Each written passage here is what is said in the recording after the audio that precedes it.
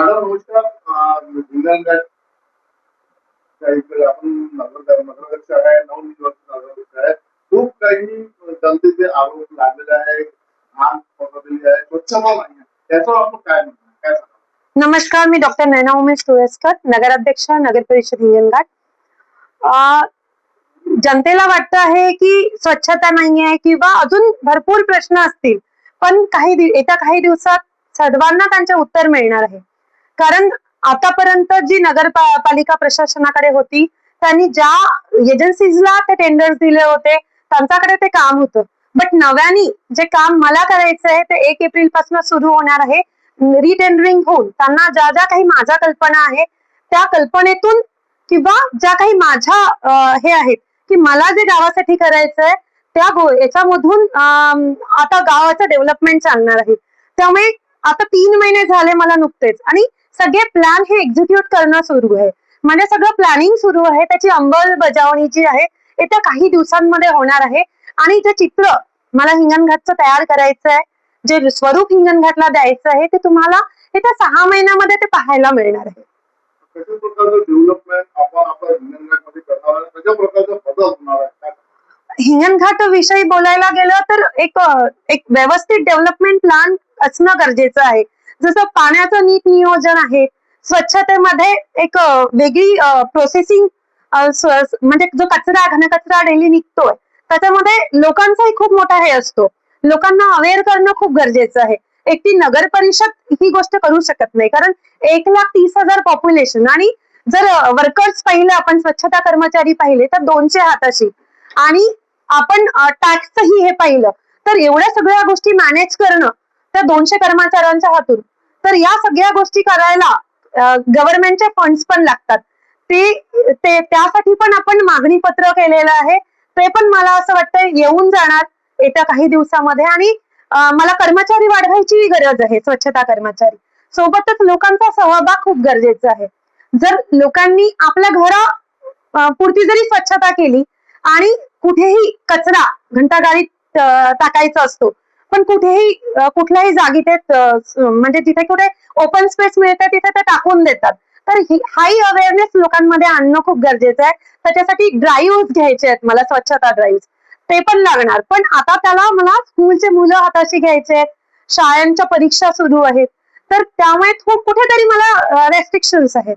तर येत्या जून पासून मला त्या प्रोसिजर्स पूर्ण करायचे आहेत गावामध्ये. महिलांसाठी आपण त्यांच्या स्वरोजगारासाठी किंवा त्यांचे जे बचत गट वगैरे आहेत त्याच्यासाठी आपण काय उपाययोजना आहात? महिलांसाठी खूप वेगवेगळे प्लॅनिंग आहेत माझे. ऍक्च्युअली गेल्या 15 वर्षापासून मी ग्रामीण महिलांसाठी काम करत होते. उमेद जीवनोन्नती अंतर्गत जे हे येतं अभियान चालत आहे उमेद, त्याच्या अंतर्गत महिलांना तयार करणं, त्यांना गायडन्स करणं, सोबतच त्यांना वेगवेगळ्या शिबिरांना, आणि आम्ही शिबिर आयोजित करायचो आमच्या महाविद्यालयामार्फत. महाविद्यालयाला मी जवळपास 31 गावांच्या बचत गटांच्या महिला क्लब केल्या होत्या. MOUs पण आहेत. जर समुद्रपूरला माझं पूर्ण वर्किंग चालायचं तर आजूबाजूच्या गावाच्या पूर्ण महिलांसाठी आम्ही काम केलेलं आहे. तुम्ही पाहायला गेलं गिरडला एक मगन संग्रहालयाचा एक छान असा उपक्रम आहे. तिथे महिलांना एकत्र येऊन काम करता येतं. जसं मिरची कांडप आहे, हळदची मशीन, गहू फिल्टर करता येतो, तसंच पूर्ण उद्योजकताचं असं पूर्ण युनिट मला हिंगणघाटमध्ये महिलांसाठी लावायचंय. आणि पहिली गोष्ट, महिलांचा मानसिक दृष्ट्या त्यांच्या याच्यावरती विचार करण्याची गरज आहे. कारण महिलांमध्ये पोटेन्शियल आहे, पण ते त्यांचं बाहेरच काढत नाही. कुठेतरी ती स्वतःला कमी समजते. त्यासाठी एक प्रयत्न म्हणून मी आत्ताच महिला दिनाच्या निमित्ताने 10 मार्चला एक खूप मोठा ड्राईव्ह महिला मेळावा घेतलेला आहे. त्याच्यामध्ये आपण मानसशास्त्रज्ञ बोलावलेले आहेत, लेडीज काउन्सिलर, ज्या त्यांना स्वयंरोजगारांसाठी पण मार्गदर्शन करतील, सोबतच त्यांची मानसिक काउन्सिलिंग पण करतील, जेणेकरून महिला स्वतः विचार करायला लागतील की आपण आयुष्यामध्ये येऊन आपलं ध्येय काय असायला पाहिजे, आपण पुढे येऊन काय करायला पाहिजे, आणि कुठल्या अँगलने आपण जीवनामध्ये विचार करायला पाहिजे. कारण प्रत्येक महिलेमध्ये पोटेन्शियल आहे, ते बाहेर काढण्याचं काम फक्त करायचं आहे, आणि ते मला करायचं आहे. महिला दिवस 8 मार्च महिला दिवस मानला जातो. महिला दिवस कसे काय कार्यक्रम आपले आपण राबवणार, काय काय होणार? वेगवेगळ्या प्रभागांमध्ये वेगवेगळ्या नियोजन आहे. जर 8 मार्चला बोलायला गेलं तर जो गोमाजी वॉर्डचा शास्त्री वॉर्डचा एरिया आहे तिथे आम्ही कॅन्सर अवेअरनेस एक शिबिर हे केलेलं आहे. त्याला वेल नोन डॉक्टर जसं डॉक्टर माथनकर आहेत आणि एक नांदेडवरनं पण तिथे डॉक्टर येणार आहेत. सोबतच त्याच्यामध्ये पॅप्समियर टेस्ट महिलांची मॅमोग्राफी पण केल्या जाणार आहे. सोबतच एक 10 मार्चला जो प्रोग्राम आहे त्याच्यामध्ये हेल्थ चेकअप कॅम्प मध्ये हिमोग्लोबिन आहेत, रक्तगट तपासणी, बीपी, शुगर जे कॉमन प्रॉब्लेम्स असतात महिलांचे त्याच्यावरती मार्गदर्शन प्लस शिबिर आपण हेल्थ चेकअप कॅम्प पण ठेवलेला आहे. सोबतच महिलांना एक प्रोत्साहनासाठी एक सांस्कृतिक कार्यक्रम अरेंज केलेला आहे आणि असेच उपक्रम महिलांसाठी पूर्ण वर्षभर राबवायचे आहेत. हे झालं 8 मार्च महिला दिवसाच्या औचित्य साधून आपण आपल्या हिंगणघाटच्या जनतेला काय एक संदेश द्याल, काय एक म्हणजे कशा प्रकारे आपण सामोर त्यातील सर्व कामांना आपण पूर्ण करणार आहोत?